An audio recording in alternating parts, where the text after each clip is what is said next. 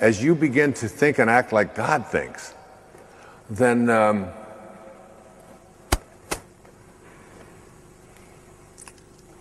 you start getting the guidance. The right people start to show up. And whereas at one time it would happen and you'd go, well, booga, booga, booga, what's going on? I was having this thought, and then all of a sudden it just showed up. What happens is you start to say, of course, the right people do show up. The right events do take place. The financing does happen. I assure you that there are people here on this trip who had to figure out a way to come up with the financing to do it, and were concerned about it perhaps right up until a week or so before the trip. Are there people like that in here in the room who, yeah, and somehow you're here, you know, and it's like, it works. You know you're supposed to be here, and you just sort of turn it over, and it's like, and that kind of thing begins to happen. And then for me, I begin to realize that everything that shows up in my life, the separation from my wife, the pain, the depression, the stress, my kids will tell you how hard that is, you know, to break up a family, you know, where we all love each other so much. It's almost unbearable. You wonder how you'll get through the hour. And yet Elizabeth Kubler-Ross, a dear friend of mine before she passed away, she said, if you shield the mountain from the windstorms, you'll never see the beauty of the carvings. The storms of our life allow us to produce the beauty. The book, The Power of Intention, I wrote in the midst of that horrifying experience. Some of the most beautiful people have come into my life as a result of that. And I've come to a place where I realize that what Francesco was speaking about, the suffering is something to be blessed, not to be afraid of. My father walked out on his family when I was just a baby, and my two brothers were 2 and 4. And he just abandoned his family, never looked back, never made a phone call, never paid any support, just didn't have anything to do with us. He just walked away. And I grew up with an enormous amount of hatred and anger and bitterness towards this man, wondering how could he treat my mother this way and leave his 3 children and just never even make contact.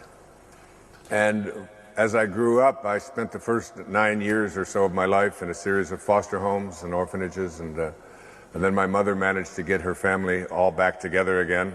My oldest brother lived with my grandmother. My other brother, David, and I went to all these different homes together. And I was filled with rage.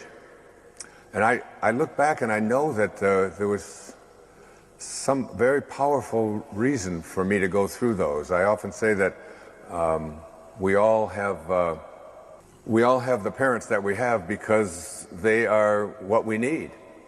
And it's almost as if God said to me before I showed up here, what do you want to do in this lifetime? And I said, I'd like to teach self-reliance. God said, you want to spend a whole lifetime teaching self-reliance? And I said, yes. And God said, then we better get your little ass into an orphanage. You know? And you will learn to rely upon yourself there. That's as good a place as any. And then no one will ever be able to dissuade you that you have within you the ability to overcome virtually anything. And that's been a lesson that I've known, and my children will tell you. It's like, my daughter gave me a plant. My daughter Sage, sitting here in the front, gave me a plant about 3 years ago. It's a plant that grows out of a rock. I just love it. I named it Impossible.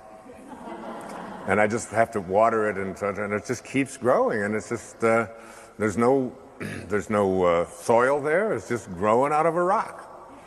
And I look at that thing and think, if that plant can grow out of a rock, I can do anything. I've just always known that You just make things happen. You don't come up with excuses. I've written books about it. Excuses be gone. Look within and make it happen. And ask for divine guidance. And if you've got addictions, or you've been overweight, or you've been poor, or you're troubled in relationships, or whatever it might be, look within. Identify yourself as a piece of God. And know that with God, all things are possible. Now you tell me what that leaves out. What does all things are possible leave out? Nothing. All things mean all things. If you can visualize it and put your attention on it, you can make it happen. And we are in a temple that sits on the grounds that celebrates the life of a man who absolutely knew that and was declared a saint less than 2 years after his death, when it used to take centuries for such things to happen. You were not placed here to rehearse a life that does not belong to you. You were not born to tiptoe around the opinions of others like a ghost in your own story, asking the world for permission to be what your soul already knows it is. There comes a moment, not just in a lifetime, but in a breath, where you are called to decide not what you do, but who you are, not who you were told to be, not who you were raised to perform as, but who you truly are beneath the roles, the wounds, the projections, and the applause. Decide who you are, not with your mind, but with your being. Decide it in the silence. Decide it in the ache of discontent. Decide it when the noise of the world grows loud and you can't hear yourself think. Because that's when the voice of your spirit finally whispers loud enough for you to feel it, not with your ears, but with your knowing. And once you do, live like it. Live like your soul is not on trial. Live like you are the author, not the echo. Live like you are what you came here to remember, not what the world tried to make you forget. The moment you decide who you are, the world begins to rearrange, because it changes, but because you do. You no longer bend to fit the mold, you melt it. There is no outside permission slip required for you to become yourself. The only permission is the sacred yes you give yourself in the stillness, the yes that feels like coming home. The yes that says, I remember now, I am not this fear. I am not this shame. I am not this endless loop of proving. I am not the mask I wear to survive. I am the presence beneath it all. You see, the moment you decide who you are, life stops happening to you and starts responding through you. The energy of creation flows where alignment is present. And alignment is born the moment your inner truth and outer choices begin to mirror one another like a lake finally still enough to reflect the sky. So I ask you, not gently, but lovingly, what are you waiting for? Another sign? Another wound? Another approval from someone who doesn't even know their own worth? Decide. Decide that you are not here to perform, you are here to embody. Decide that you don't need to beg for crumbs of validation when your soul is already seated at the table of the divine. Decide that you are not the echo of your trauma, but the voice that rises from its ashes. And then live like it. Live like joy is your natural state and not a reward you earn through suffering. Live like peace is not a luxury, but your birthright. Live like you have nothing left to prove, because who you are is not up for negotiation. You see, there is a certain grace that enters the life of someone who has decided. They don't chase, they don't compete. They don't explain their path to those who've never dared to walk their own. They walk with clarity, they walk with peace. They walk with God, not in some distant temple, but in the steady beat of their awakened heart. And maybe that's what you forgot, that the divine does not ask you to earn your worthiness. It simply asks you to remember it. You don't need to perform your way into being enough. You only need to stop pretending that you're not. Because when you know who you are, you stop shrinking for comfort and start expanding for truth. And let me tell you something powerful. When you decide who you are, everything you thought you needed starts to shift. You no longer seek love from those who cannot give it. You no longer wear masks in rooms that drain your spirit. You no longer agree to play roles that betray your essence. You begin to live in harmony with your own frequency, and that, my friend, is where the miracle begins. Because the universe does not respond to who you wish you were. It responds to who you are. And who you are, at your core, is not wounded. It is not small. It is not broken. Who you are is consciousness wrapped in form. You are an idea in the mind of God made flesh. You are light in motion. You are not becoming enough. You are unveiling it. So why then do you doubt? Why do you still hand the pen of your life over to voices that do not know the plot? Why do you allow fear to write your script in invisible ink, so that when you look back, you can't even find the pages you lived through? Take the pen back. Write boldly. Write truthfully. Write with the ink of your own soul. Because there is something sacred about a person who has decided to live in truth. They no longer hustle to be seen, they radiate. They no longer conform, they align. They no longer shrink, they expand. And when they speak, it is not for applause. It is for clarity. It is for resonance. It is because their soul can no longer bear the weight of pretending. That is the call for you now. Decide who you are, not based on what happened to you, but based on what was always true before the world touched you, before the world labeled you, before the world confused you. Because underneath all of that, there is still a river that knows its way back to the ocean. There is still a flame that remembers how to burn. There is still a child in you that never forgot how to believe in magic. That child was never wrong. The world was. You were not wrong to want to dance in your own rhythm. You were not wrong to question the cages they called comfort. You were not wrong to feel that there was something deeper calling you from within the stillness. That voice, that whisper, that ache, that was truth. Now live like it. Live like every breath is a vote for freedom. Live like your yes is sacred and your no is holy. Live like your time is not something to trade for acceptance, but to devote to your becoming. Because when you live from the place of inner decision, you stop reacting and start creating. You stop fearing death and start honoring life. And when people ask, who do you think you are? You will answer, not with defensiveness, but with peace. I am what I decided. I am what I remembered. I am what I've always been, even when I forgot. And I live like it. The moment you decide who you are, you enter a sacred contract, not with the world, but with your soul. And this contract is not written on paper. It is not notarized by society or signed with ink. It is carved into your being like the sunrise carving light into a sleeping sky. It is felt in the marrow of your bones when you finally stop trying to outrun yourself. You don't just decide with your thoughts. You decide with your energy. You decide with the way you breathe when you no longer hold yourself hostage to the expectations of others. You decide with the way you walk away from what once kept you small, and you do not explain why you are not returning. This decision, this sacred inner declaration, doesn't require a celebration. It requires congruence. It calls you to align the way you speak with the way your spirit whispers. It asks that your actions stop apologizing for your essence. And it demands that you stop postponing your joy for some mythical moment when all the pieces fall into place. Because the only piece that was ever missing was you. The real you, the undiluted you, the radiant, whole, soul-infused you that didn't need to become anything to be worthy of everything.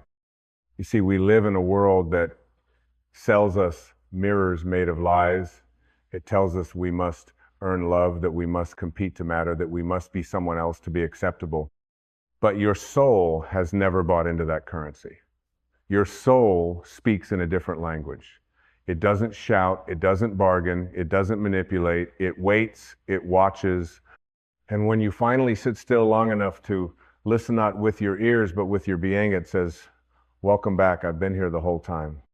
That voice within you is not a stranger. It is the truest friend you've ever had. It's the one who doesn't care about your resume, your likes, your accolades, or your failures. It only asks one thing. Will you be loyal to me now? Will you finally be loyal to your essence, even if it makes you misunderstood? Will you be loyal to your peace, even if it makes you walk alone for a while? Will you be loyal to your light, even if the world prefers your shadow?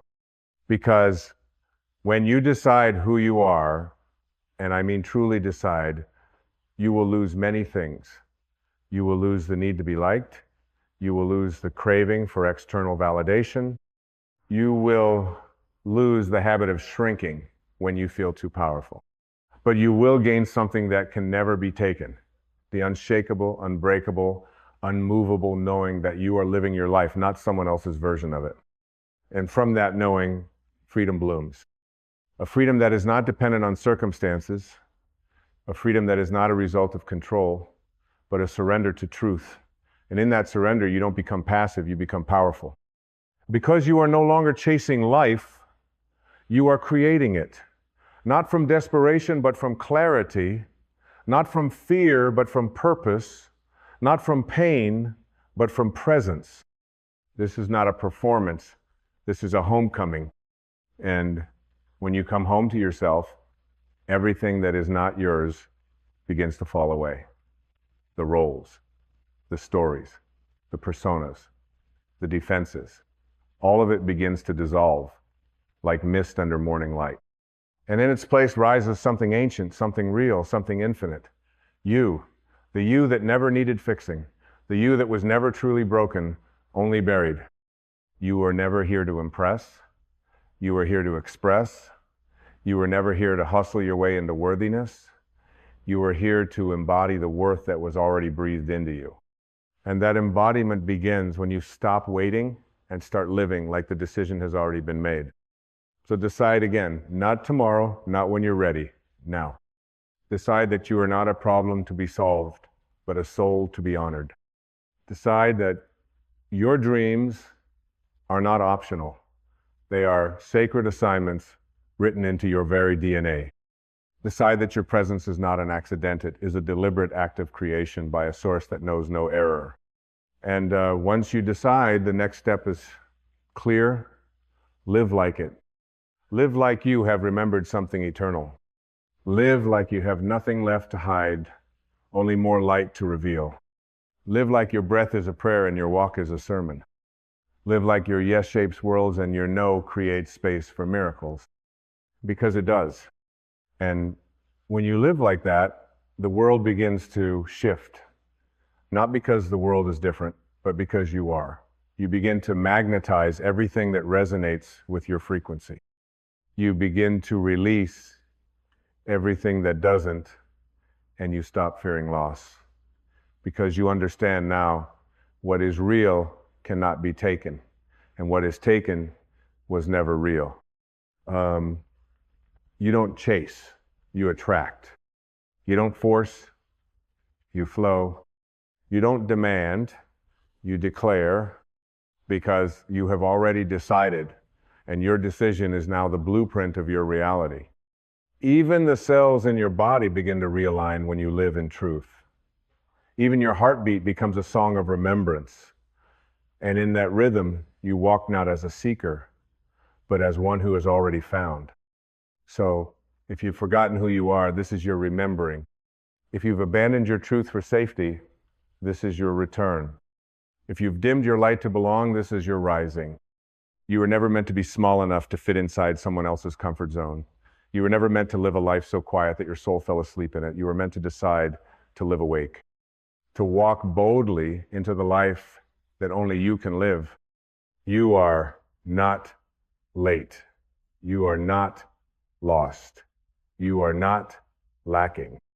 You are simply being called right now to remember what you once decided before the world taught you to forget. So remember and live like it. And as we continue down this sacred path of inner declaration, let it be known, the soul does not whisper lightly. When the soul speaks, it is not with urgency, but with eternity. It has waited lifetimes for you to hear. It has waited through your betrayals of self, through your temporary amnesia, through your search for identity in places it could never be found. The soul is not impatient, but it is relentless. It will not compete for your attention with the noise of the world, but it will stay. And that is love, that is truth, that is home. When you decide who you are no longer afraid of shedding. You become a master of releasing, because now you understand nothing real is ever lost. Only illusions fall away. Only masks get discarded. And with every layer you shed, with every old belief you burn at the altar of your becoming, you get lighter, freer, truer. Deciding who you are is not about becoming someone new. It's about becoming someone ancient to you that existed before the world taught you to perform, before the ego taught you to defend, before your pain taught you to doubt. The real youth of soul you is not in need of change. It is in need of liberation. And when you live like that, when you live from that place, something miraculous begins to occur. You stop needing others to mirror your worth. You stop auditioning for love you were already born from. You stop compromising with mediocrity, not out of arrogance, but because truth has become your new standard. And truth, my friend, is not always comfortable, but it is always healing, it is always freeing, it is always aligning you with the life you came here to live. Not a life of mere survival, but a life of significance, a life of depth, a life where peace is not occasional, it is your constant companion. A life where you stop trying to get ahead and start walking in step with the rhythm of your soul. That rhythm may not match the tempo of society. That rhythm may look like stillness in a world that worships speed. That rhythm may require you to say no to things others call success, to say yes to things that don't make sense to their logic, but make perfect sense to your spirit. Because when you live from your decision, your divine decision, your life becomes a declaration, not a declaration of defiance, but of alignment. Not rebellion, but remembrance. Not force, but flow. And you will begin to notice you speak differently. You walk into a room and no longer seek to be chosen. You choose yourself silently, fully. You sit across from others and listen, not to respond, but to understand, because you are no longer protecting a false self that needs to prove anything. You create not to impress, but to express, because your joy is no longer conditional on being received. It is self-generating, it is sacred, it is enough. And if you fall out of alignment, as we all do, you will not shame yourself.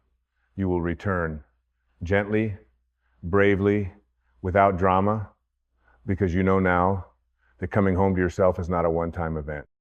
It is a daily devotion. You make that decision again, every morning, with every breath. Today, I decide who I am. Today I walk like it. Today I speak like it. Today I rest like it. Today I love like it. And when the old voices rise, the ones that say, you are not enough, not ready, not deserving, you will not argue with them, you will not battle them. You will simply turn your gaze inward, breathe, and return to the knowing. Because once you've made the decision, you don't need to convince anyone else. You only need to live it. Let your life be the evidence. Let your peace be the proof. Let your presence be the sermon. Let your alignment be the miracle that speaks louder than your words ever could. Because when you decide who you are and live like it, you become unshakable, not because life becomes easy, but because you become rooted, anchored, centered in a self that is no longer defined by the external. You become the calm in the chaos, the light in the fog, the truth in the noise. And that truth, your truth, is what the world needs. Not a version of you polished for approval, not a diluted self painted for performance, but the raw, radiant, real you. The one that chose to remember, the one that chose to return, the one that chose to decide who they are and to live like it. So now, the question is no longer, who are you trying to become? The question is, who have you already decided to be? And what would it look like if you finally, truly, courageously, unapologetically lived like it? And as the sun knows no shame in shining, May you know no shame in becoming. Let the decision settle in your bones, not just as a moment, but as a movement within your being. Because deciding who you are is not about one single thunderous revelation. It is about learning to choose yourself over and over, even when it's quiet, especially when it's quiet, when no one is watching, when nothing grand is happening, when the world has turned its gaze elsewhere. In those unseen moments, when you could shrink or delay or distract you, rise instead, not for them, for you. Because you finally understand that authenticity is not about performance, it's about presence, it's about integrity, it's about being one with your truth, even when your voice shakes, even when the past echoes, even when the old self claws at the door, asking for one more day of your time, but you don't give it, because you have decided, you've decided to live like love is not something to chase, it's what you are. You've decided to walk like forgiveness isn't weakness, it's liberation. You've decided to create like your existence is already a masterpiece. And when you do this, you become a lighthouse not by trying to fix others, but by becoming unignorable in your radiance. You don't need to tell people what you're becoming, your energy tells them. Your presence tells them, your peace tells them. You become an example, not by being perfect, but by being whole. You see, wholeness does not come from achievement. It comes from alignment. It comes from the radical honesty of saying, this is who I am now, and allowing that to evolve, deepen, and mature without shame. Because the truth is, the real you isn't static. The real you is ever becoming, ever unfolding, ever blooming into greater expressions of love, wisdom, and peace. And that becoming it begins the moment you decide, because in that decision, you stop living from memory and start living from imagination. You stop rehearsing the past and begin sculpting the now. You stop telling the same old stories of pain, rejection, and limitation, and you start speaking new life into your reality. I am whole. I am powerful. I am divine. I am home. And when you say those words, not just with your mouth, but with your spirit, the world responds, the universe leans in, it says, they remember. And in that remembrance, doors open. Paths clear, people align, not because they were waiting, but because you were. And now that you've arrived, the unfolding begins. You see, your decision to live in truth is not just for you. It's for everyone your light will ever touch. Every stranger who crosses your path, every child who watches your example, every soul silently praying for permission to be real. Your authenticity gives others courage to be authentic. Your wholeness gives others permission to heal. Your peace ripples outward in ways you will never fully see, but the impact is real. So don't delay. Don't wait until the pain forces you. Don't wait until the fear fades. Don't wait until the world claps for you. The applause will never be loud enough to quiet your soul if you haven't yet made peace with yourself. Choose peace now. Choose you now. And live like the decision has already been made. Because the truth is, you decided who you are long before this moment. You decided in the silence between breaths. You decided in the ache that would no longer let you lie. You decided in the tears that fell without explanation. You decided in that moment, you said, enough. Enough hiding. Enough shrinking. Enough waiting. And now you're not just ready, you're aligned. So live like it. Speak like it. Walk like it. Create like it. Breathe like it. Because your life is no longer a performance. It is a prayer. And your soul is no longer asleep. It is awake. Fully, radiantly, irreversibly awake. And now, nothing can ever be the same again. Because once you decide who you are and live like it, you become unstoppable. Not because the path is easy, but because you've remembered that you are the path and there is no going back. Only forward, only freedom, only truth. Only now, you are home. Live like it. There's something holy about a life that no longer seeks escape, a life that no longer fantasizes about someday or waits for a better version of itself to begin, a life that opens its eyes to the miracle of this moment, this breath, this know, and says, I'm no longer at war with myself. There is no longer a version of me I am running from or toward. There is only this presence, and in this presence, I am already complete. That's when the real transformation begins. When the decision to live like yourselfully, unapologetically, and joyfully as no longer an idea, but a devotion.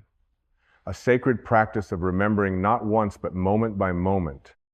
You wake up, and before the world claims your attention, you place your hand on your heart and whisper, today, I walk with the soul at the front. And your day no longer begins with stress, but with reverence. You look at your reflection, not to criticize or adjust, but to acknowledge the divine being inhabiting your body. You don't see flaws, you see symbols.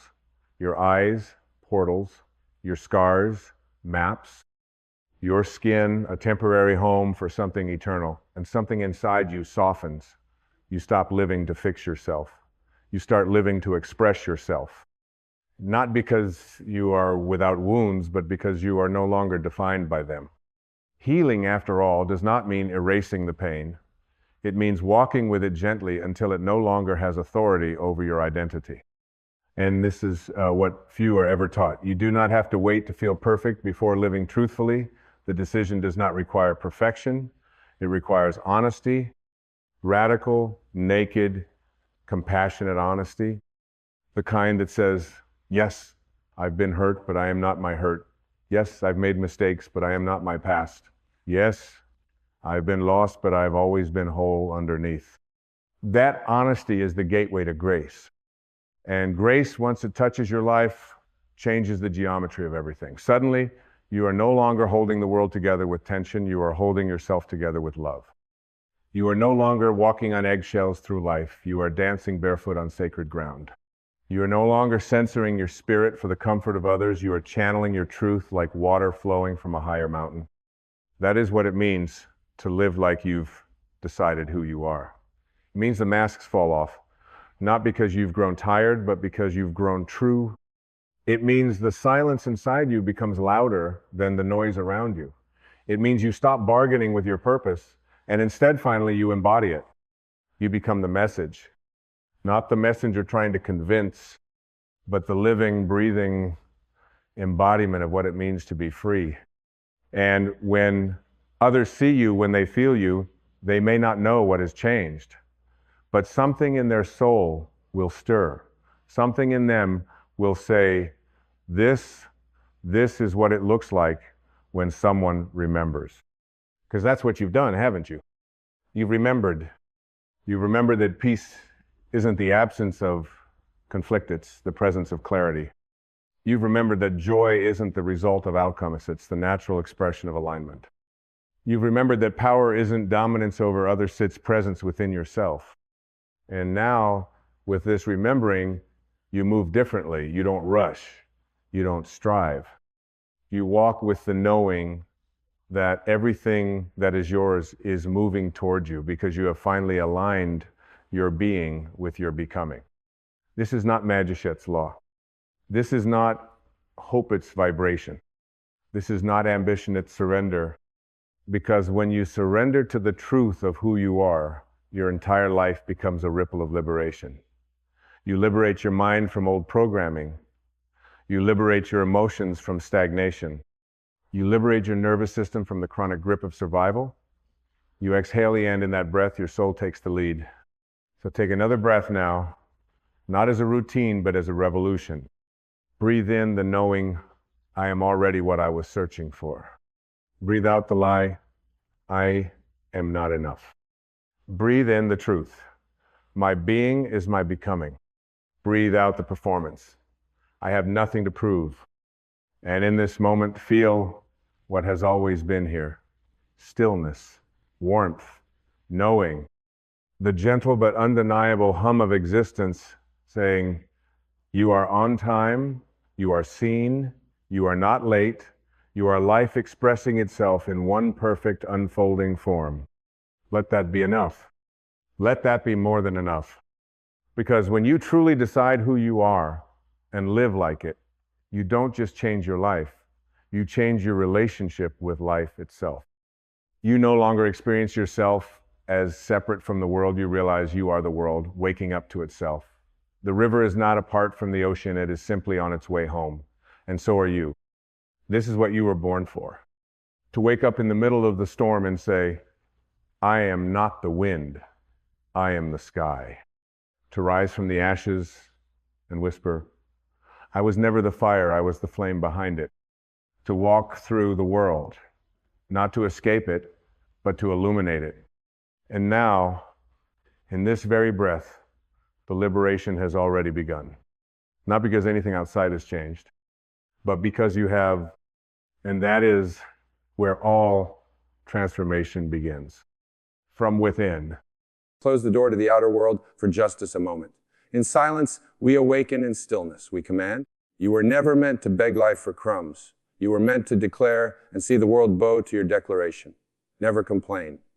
When you complain, you agree with limitation. You tell the universe, I accept this. But the truth is, your acceptance is the only thing keeping it alive. Complaining feeds the illusion. It strengthens the shadows. The moment you stop speaking of what you hate, you starve it of life. Never explain. You owe no one an explanation for your dreams, your silence, or your certainty. To explain is to defend, and to defend is to doubt. Let your life speak for itself. Let your transformation become the answer to every question. When you know what you are doing inwardly, explanation becomes unnecessary. The one who manifests miracles is not loud. They are not desperate. They are calm, certain quietly. Sure, they move through the world knowing that what they have imagined must appear. The world bends to the unseen self. This is law. You are not here to fight reality. You are here to replace it. And how do you do that? By refusing to entertain what no longer serves you, by never speaking of it again, by not giving it one more second of your precious energy. The moment you decide to no longer complain or explain, you have stepped into power. The miracle is not coming from out there. It's not delayed. It's not complicated. It is already prepared. It only waits for your assumption. Assume the feeling of the wish fulfilled. Assume it so deeply, so faithfully, that the world has no choice but to reflect it. Be still now. Let no outer voice disturb you. Let no need for validation creep in. Let no hunger for sympathy draw you back into the world of excuses. You are done explaining. You are done complaining. You are ready to command silence your doubts, dwell in your desire, live from the end, and miracles will not be rare, they will be routine. Never complain. Never explain. Manifest silence is not the absence of sound. It is the presence of power. It is the quiet confidence of the one who knows who they are, and what they possess within the person who remains silent in a noisy world is not weak, but supremely strong. They have withdrawn their energy from the outer chaos and anchored it in the inner kingdom. They understand something sacred, that words are seeds and not every field is worthy of planting. To complain is to speak from a state of powerlessness. It is the act of reinforcing that which you no longer wish to experience. Every complaint is a repetition of lack, a declaration that the outer world is your master. But the awakened mind knows that reality is not to be obeyed. It is to be shaped. Complaining feeds the problem. Silence stops it. And so the confident mind chooses stillness. Not out of indifference, but out of intention. Likewise, to explain yourself constantly is to reveal uncertainty. You explain when you believe you must earn understanding. When you seek approval, when you are not yet convinced that your own inner knowing is enough. But the one who walks in alignment with their vision knows that explanations are unnecessary. They do not defend their desires. They do not justify their path. They simply walk it and let the results speak. The more certain you are within, the less you need to be validated without. Silence then becomes your most potent statement. It is the invisible signal that you have turned within, that you are now communing with the infinite, not pleading with the finite. When you say nothing but believe everything, you become magnetic. Others feel the shift in your energy. They may not understand it, but they respond to it. The world begins to conform, not because you shouted, not because you begged, but because you dared to trust in the unseen. Your imagination is your sacred temple. What you build there, in stillness and in faith, becomes flesh. And so, the confident mind doesn't speak of what it doesn't want.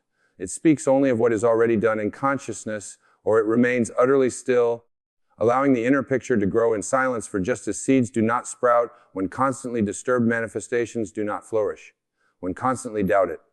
To master your reality, master your silence, not as repression, but as reverence, not as avoidance, but as divine strategy. Speak only when your words add power to the vision. Otherwise, let your silence become your shield. Let it be your stance. Let it announce to the universe, I know who I am, I know what I have assumed, I know it is done, and in that quiet, knowing the miracle appears not as a surprise, but as the most natural outcome of a mind that never complained, never explained, and never doubted its own creative authority. You are always manifesting whether you realize it or not. Every moment of your life is a reflection of your inner state. Yet your thoughts are not idle. Your emotions are not meaningless. What you consistently accept as true within yourself, whether through worry or wonder, complaint or creation, becomes the blueprint for your reality. This is the unchanging law. Many believe manifestation is something that begins when you sit in meditation. Write down affirmations or visualize a goal, but that is only part of the picture. Manifestation is not a switch you turn on and off. It is constant. Every belief you carry, every story you repeat to yourself, every assumption you refuse to challenge is actively shaping the world around you. The question is not whether, the question is what are you manifesting when you complain? You affirm that the problem is real, powerful, and persistent. You attach yourself to the very condition you wish to change. You feed the energy of lack and limitation. And because your subconscious mind accepts repetition as truths, it takes those complaints as instructions, it says. So this is what we believe now and proceeds to build your world accordingly. Complaint is not harmless. It is creation in disguise, and it creates precisely what you do not want. But when you choose to create, you begin to use your mind on purpose. You shift from reality to intention, from fear to faith. But when you choose to create, you begin to use your mind on purpose. You tap into the real power. You begin to use your mind on purpose. You shift from reality to intention. You shift from reality instead of to feel. You begin to use your mind on purpose. You shift from reality. This is why your inner world is so vital. It is the garden from which all else grows. If you fill it with weeds of worry, weeds will appear in your outer life. But if you plant seeds of certainty, beauty, wealth, and peace, those two will rise and take form. What you nourish within is what takes shape without. And your attention is the water that determines which grow. Choose wisely. Your mind is not a playground, it is sacred ground. To entertain every complaint, every doubt, every negative assumption is to misuse divine power, but to speak as though it is done to feel the joy of fulfillment. Now, to refuse to dwell in lack. This is mastery. This is living deliberately. You manifest not by force, but by faith, not by effort, but by assumption. And the universe is not judging what you want. It is simply mirroring what you persistently believe. So watch your inner conversations. Notice the stories you tell. Are they leading you toward what you desire or anchoring you in what you fear? Every thought is a seed. Every feeling is a command. Every assumption is a silent prayer. You are always manifesting. And the life you live today began in the thoughts you entertained yesterday. Choose now with purpose, and tomorrow will reflect the wisdom of that choice. The explanation is for the unbelieving. It is the language of doubt, the gesture of someone trying to be convinced by others because they have not yet convinced themselves. But once you truly believe, once you have seen the desire in your mind's eye and accepted it as real, there is no urge to explain. There is only quiet certainty, calm knowing, and the unwavering expectation that it must unfold. When you live from imagination, you are walking a path that most cannot see. Your vision is invisible to others, and because they cannot see what you see, they may question, challenge, or misunderstand you. But you do not owe anyone the burden of explanation. You are not required to justify your dreams to those who are bound by appearances. The creative act is sacred, private, and personal. It takes place within you. It is validated not by argument, but by manifestation. You must understand this. The only evidence you ever need is the result. Once the desire appears in your outer world, number one will question how it came. They will see it and it will speak for itself. But until then, you are planting invisible seeds, and if you speak too soon, explaining, defending, reasoning, you're often digging up what has not yet had time to bloom. To explain is often to weaken. It is to step down from the throne of inner authority and seek permission from the crowd, but those who manifest consistently do not seek approval. They are not moved by opinion. They are not shaken by disbelief. They live from the end, and in doing so, they walk in peace. You must remember your imagination is divine. It is the place where all things begin. If you have seen it clearly in your inner world, you do not need to explain it in the outer world. The moment you feel the need to justify your desire, you have already moved away from it. The moment you seek validation, you have placed your power in the hands of another. So be still. Assume the feeling occupy the state walk as though it is already done. When you do this, you will discover something profound. The need for explanation disappears. You no longer care whether others understand or approve. You know the law. You know the process, and you know that what you have imagined must become your experience. Let your life be the proof. Let your peace be the message. Let your results speak so loudly that explanations are no longer necessary. This is the mark of one who walks by inner vision, not outer sight. When you truly believe you don't need to talk about it, you embody it. You don't argue for it. You live from it, and in time the world will see what you saw in silence.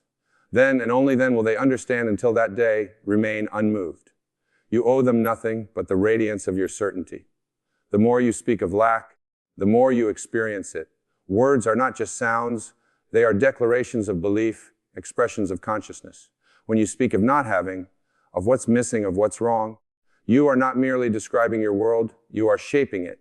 You are impressing upon your subconscious a state of limitation, and because your inner world is the source of all outer expression, lack must then multiply in your life. Every complaint is a rehearsal of powerlessness.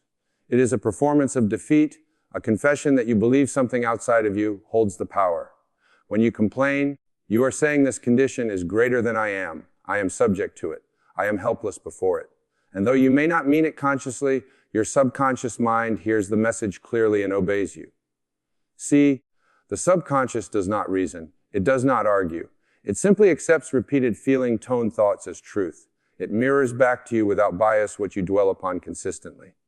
So when you're in a conversation, is one of worry, frustration, or lack, your life begins to reflect more of that tone. It is not punishment, it is law, but the wise do not waste words. They do not speak of what they do not want. They understand the creative power of the tongue, and so they choose silence when they are tempted to vent, complain, or explain failure.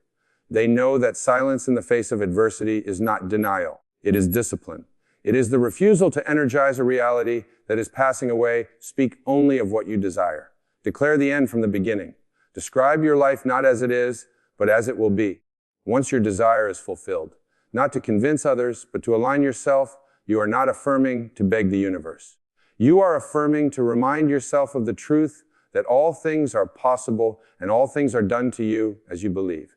And if you cannot speak of your desire with confidence, then speak not at all. Remain still, go within, feel the wish fulfilled in the sanctuary of your mind.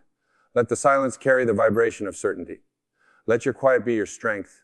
In stillness, you are closest to the source, and from that stillness, creation flows without resistance.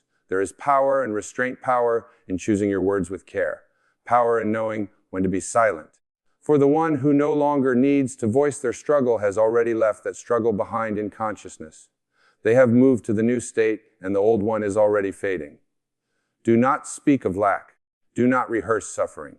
Do not describe what you no longer wish to live. Speak of your desire as real, or speak not at all. Your words are either watering the seed of your dream or feeding the weeds of your doubt. Choose them with reverence. Let your speech be sacred. Let your silence be strategic, and let your life be the proof. Miracles are normal when you assume your desire. What the world often calls extraordinary supernatural, or impossible is, in truth, the natural result of an inner certainty. There is no magic involved, no special favor granted from above.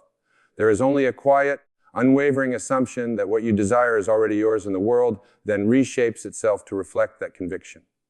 Assumption is not a weak hope or a casual wish. It is a state of being. It is living from the end. When you assume your desire, you move beyond the question of if or how. You rest in the knowing that it is already done. You walk differently, you speak differently, your inner dialogue shifts, and this change in your inner world is what alters the outer.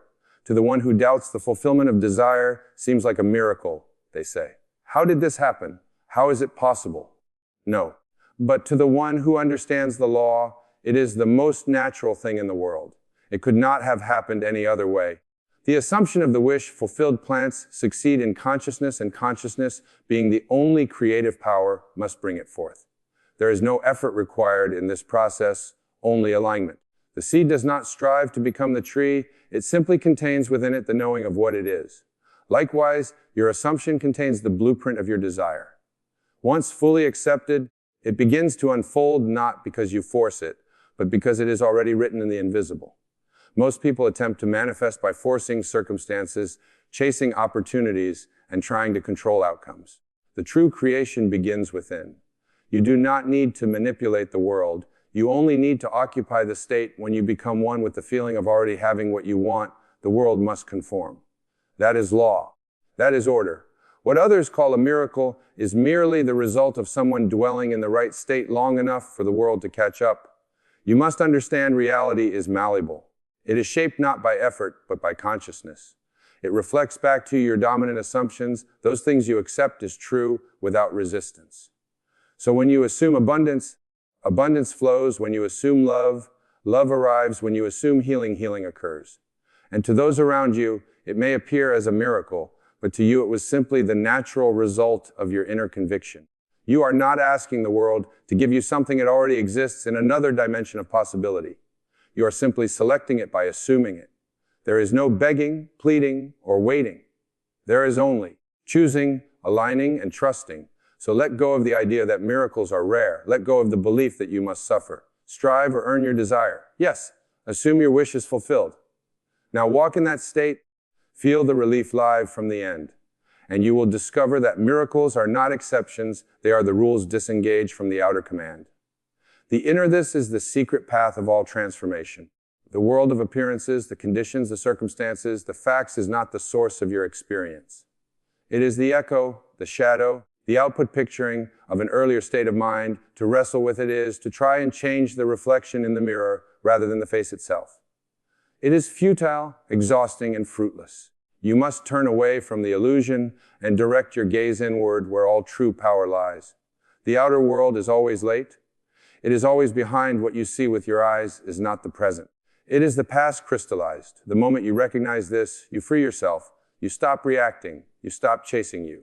Stop explaining or complaining. Instead, you begin to create consciously by mastering the inner realm. To command the inner means to choose deliberately the thoughts you think, the emotions you dwell in, and the scenes you play within your imagination. It means holding firmly to your vision in the face of contradiction, not because you are stubborn, but because you understand that what shall be already is. In the unseen, in the eternal, in the imagination. And if you persist there, the outer must conform.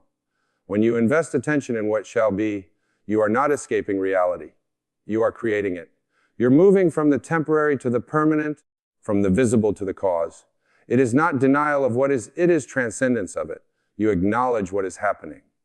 But you refuse to let it dictate your inner world. You choose instead to dwell in the unseen state of fulfillment, and in time, the outer must catch up. There is great power in withdrawing attention where your focus goes, energy flows, and if you continue to stare at problems, they grow. But if you turn within and dwell on the solution begins to manifest. This is not wishful thinking. It is alignment with the law of consciousness. You are always manifesting. The only question is whether you are doing it deliberately or by default. This engagement is not inaction. It is inspired non-reaction. It is the deliberate choice to no longer be a victim of appearances. It is refusing to let the outer world define your mood, your belief, or your identity. You step into your role as creator and withdraw from the drama of conditions, commanding the inner his quiet work. It is done in solitude, in silence, in the stillness of your heart and mind. But though it appears subtle, it moves mountains. The world bends to the one who is. Unmoved by it, creation begins the moment you stop reacting and start assuming, so stop wrestling, stop explaining, stop worrying. Turn within, see the desire fulfilled. Feel the relief of already having walk in that inner conviction. And as surely as the sun rises, the outer world will follow. It must, because it is only ever a reflection of what lives within you. When you no longer complain, no longer explain, and instead choose to quietly assume your desire is already fulfilled, You rise above the illusion of lack, fear, and doubt. You become still not because you are passive, but because you now understand that creation begins in silence. In that silence, you no longer react to the outer world. You command the inner one, and from that inner command miracles flow. What the world calls supernatural is nothing more than the natural outcome of a disciplined mind. You no longer beg for change, you become the change. You no longer seek permission. You walk in authority. You no longer explain your vision, you live it. That is true power to remember this. Never complain, never explain manifest miracles. Let your results speak for you. Let your silence build worlds. Let your assumption become your experience. Thank you for listening.